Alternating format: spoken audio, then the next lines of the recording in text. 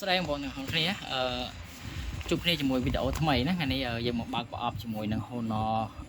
Play 10វិញម្ដងហើយសម្រាប់ Honor Play 10នេះគឺខ្ញុំនឹងបង្ហាញជូនបងប្អូនទាំងអស់គ្នាជាមួយនឹងពីរពណ៌តែម្ដងដែលក្រុមហ៊ុនចេញលក់នៅថ្ងៃស្អែកថ្ងៃទី4ហ្នឹងឥឡូវអីបានមកដល់យើងធ្វើការបើកប្រអប់មុនសិនទៅអូខេឥឡូវយើងមកធ្វើការបើកប្រអប់មកថាក្នុងនឹងមានអីខ្លះចឹងណាហើយសម្រាប់តម្លៃរបស់វាបងប្អូនបានឃើញចឹងតម្លៃតែ$68ទេក្រុមហ៊ុនមានថែមជាមួយនឹងខេសស្រោមទូរស័ព្ទដៃហើយនឹងជាមួយនឹង screen បិទពីអេក្រង់នឹងមួយណាបងប្អូនអូខេឥឡូវយើងមកធ្វើការបើកប្រអប់ទាំងអស់គ្នាមកអញ្ចឹងនៅក្នុងប្រអប់នេះយើងឃើញខាងលើនេះមានទូរស័ព្ទណាអញ្ចឹងគេមកគឺមានច្រកថង់អញ្ចឹងហើយខាងមុខនេះគឺមានសៀលបិទនៅពីលើហ្នឹងគេដាក់ Honor Play 10អញ្ចឹងដូចគ្នាណាហើយសម្រាប់ពណ៌របស់គេអញ្ចឹងអានេះគេហៅពណ៌អានេះពណ៌វារៀងពណ៌ទឹកសណ្ដែកតិចអីតិចអញ្ចឹងណាបងប្អូនអូខេអញ្ចឹងបងប្អូនមើលនៅក្នុងវីដេអូនេះគឺមានពុយពណ៌ឥឡូវខ្ញុំបង្ហាញជូនពណ៌នេះសិនហើយមើលថានៅក្នុងហ្នឹងវាមានអីទៀតអញ្ចឹងណា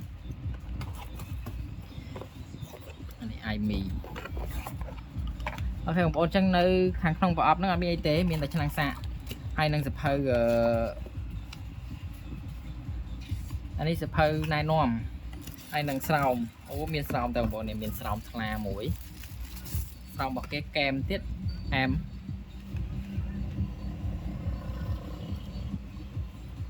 អូខេឥឡូវយើងទៅមើលជាមួយនឹងពណ៌ខ្មៅវិញម្ដង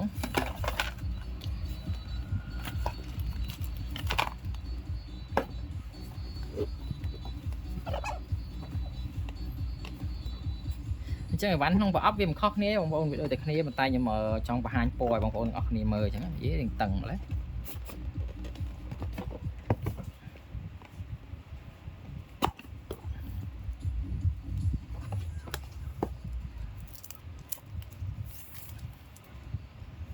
អូខេបងប្អូននេះគឺពណ៌ខ្មៅរូបរាងរបស់គេគឺស្អាតគួរសមណាស់ហើយតម្លៃគឺធូរថ្លៃមែនតើហើយសម្រាប់ស្ពេចរបស់គេក្រុមហ៊ុនដាក់មកថ្មជាមួយនឹង5000 mAh ជាមួយនឹង chip MediaTek Helio G81 ទំហំអេក្រង់6.74 អ៊ីងបងប្អូនណាឥឡូវយើងមកធ្វើការបើក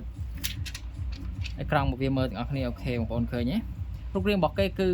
ស្អាតគួរសមណាអូខេអញ្ចឹងបងប្អូនដែលត្រូវការអាចតំណែងមកកាន់លេខរបស់ហាងបានអូខេលេខរបស់ហាងគឺលេខមួយនេះបងប្អូន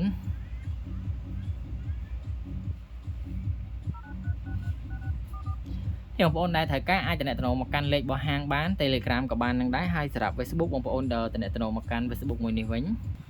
Facebook បងប្អូនតំណែងមកកាន់ Facebook មួយនេះអញ្ចឹងសម្រាប់ហាងលេខទូរស័ព្ទឬក៏ Facebook គឺយើងប្រើ